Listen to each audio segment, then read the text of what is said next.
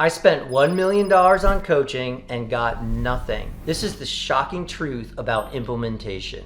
You know, while top business coaches pocket their millions, their clients are struggling to implement a single system that drives revenue. So for me, after investing $500,000 in programs from Grant Cardone, Tony Robbins, and Russell Brunson, I discovered the truth. Advice without implementation is just expensive entertainment. And they are entertaining, I love them. These coaches will tell you, promote, promote, promote, but they won't actually set up your CRM or build your sales pipeline for you. So meanwhile, your competition is quietly implementing while you're distracted by collecting more frameworks. Have you ever gotten stuck like that? So today I'm revealing the 3 implementation shifts that separate thriving businesses from the struggling ones, and why practitioners who execute deliver more value than coaches who just talk.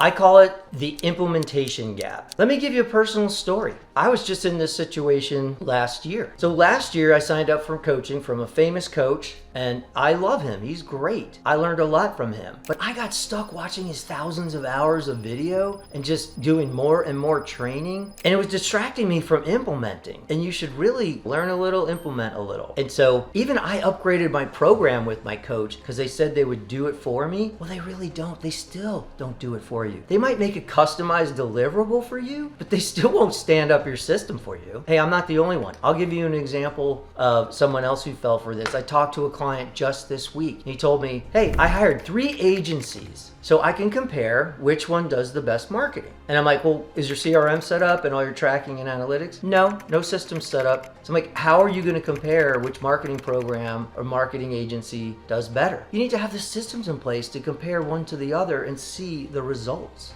So here's what I think is going on. There's a psychology behind why we keep seeking advice instead of executing. I kind of call it procrastination. I feel, or analysis paralysis. Maybe you didn't like the answer the coach gave you and you're just hesitant to drive in there and start promoting, or it's really expensive to buy ads. It's a little scary. And so I think we're a little bit afraid, and or we just don't like their advice, so we keep looking for more advice perhaps. I don't know, but I think there's a reason why people are afraid to execute. But the consequences are fatal. Listen to these statistics.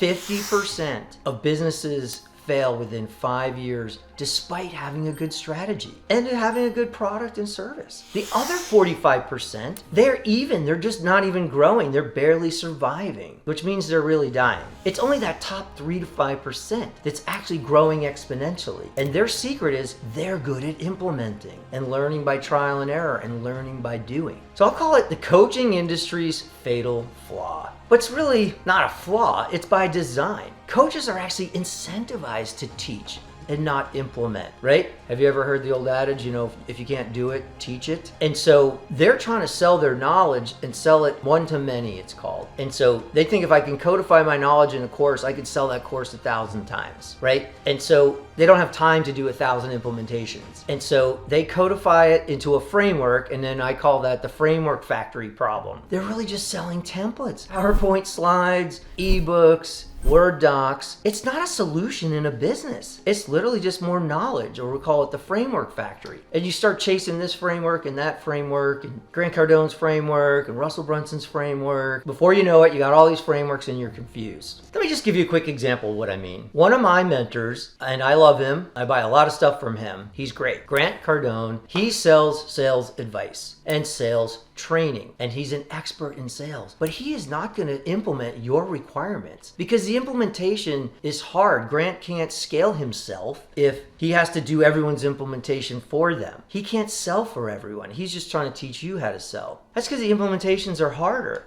but it's the only thing that delivers actual results. So what you have to do is implement, or get someone who can implement. I call it the practitioner advantage. A practitioner is someone who's very good and they practice all day long. That's different than a coach. Let me give you a football example. Who do you want on your team? Another coach on the sidelines or a great quarterback on the field? You need a team on the field, practitioners who practice football day in and day out, and they're excellent at it. Give you another example. Who do you want to be your surgeon? Some guy who wrote a book about surgery, or some guy who does surgeries all day long, in and out? In fact, I picked a surgeon who invented the surgery and did the most and had the highest success rate when I needed knee surgery. That's the practitioner you want helping you. And let me tell you, once you switch from coaching to implementation, the revenue starts to come almost immediately. Because if you can set up the systems to drive revenue, you see an immediate impact. You see actual revenue. Isn't that great? Versus theoretical knowledge, there's no revenue. So if you know something's going well, you'll see revenue there. So that's one way to assess if it's working or not. Is it driving revenue? Is there money in the bank because of that? And also a little bit of a warning, almost all software systems and coaches' advice is fairly generic, what we call out-of-the-box solutions. But if you open up a CRM, that's not going to solve your problem and drive business. It's an empty CRM set up in a generic way with their basic templates. So until you tailor that to your exact business and create a solution for competitive advantage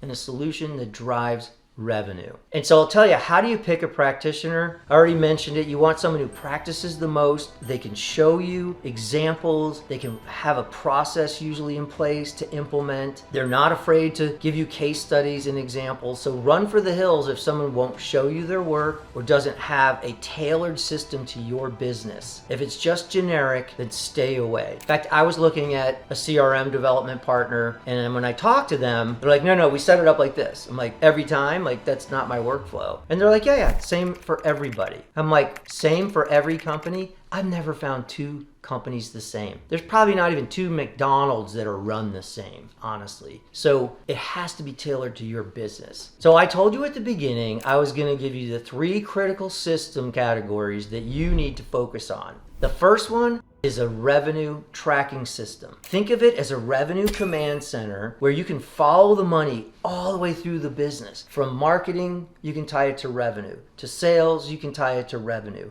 To operations and quote to cash and billing, all tied to revenue and all tidy and aligned in your financial systems and on your financial statement. So that when you have a revenue goal of like hitting $1 million or 10 million, okay, we need to get $10 million in the bank, but to get that, we can tie that to you. Well, you need to run so many ads, drive X amount of leads, have this many appointments, have this type of closure rate, land this type of contract, collect the money by billing and invoicing, keep your expenses below this so we hit our profit targets, and then you'll have $10 million in the bank with a lot of profit. So if you don't have that, you need to focus on building this revenue command center in your business. The second system you need, called marketing automation. So since so much marketing is digital and online, that's software. So your ads and your social media have to be automated. How you publish it, how you optimize it, how you distribute it, but then how you track it, that's bringing in impressions and clicks and leads. All that has to be automated and tracked with analytics so you can see how your marketing funnels are working. So the second system you need is a marketing automation system. Then it really kind of runs on autopilot. You create your content, it publishes it all month for you automatically. You run your ads and they run automatically. And that takes that advice from your coach and it will turn into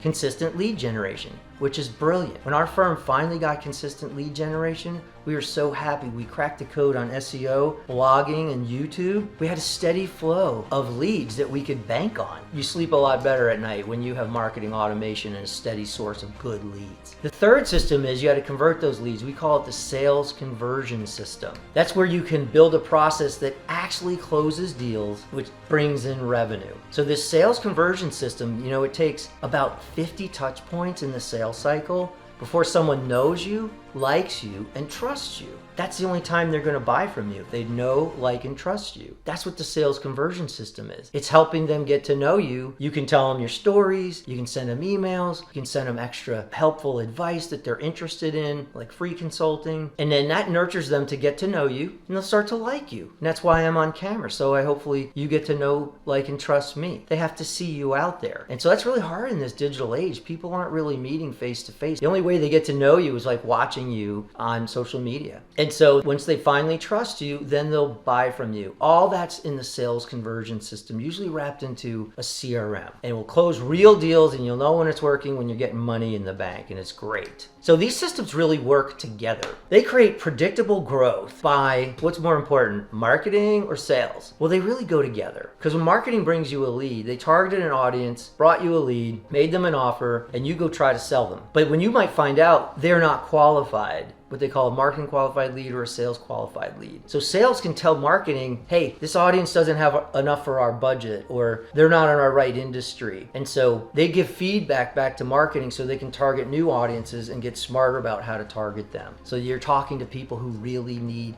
your help. So that's the key. You're just trying to help people. So putting marketing and sales together just helps you help more people. So let me tell you what, here's your call to action. If your business is stuck in the coaching cycle without seeing results, you don't need another framework. You need implementation help. I've helped businesses from startups to billion-dollar enterprises build systems that actually drive revenue instead of just talking about it. I've helped hundreds of clients build thousands of systems. So please visit the link in the description to book a free 30-minute revenue systems diagnostic. On this call, we will identify your biggest implementation gaps and create a custom roadmap for fixing them. So please stop paying for advice and start investing in results.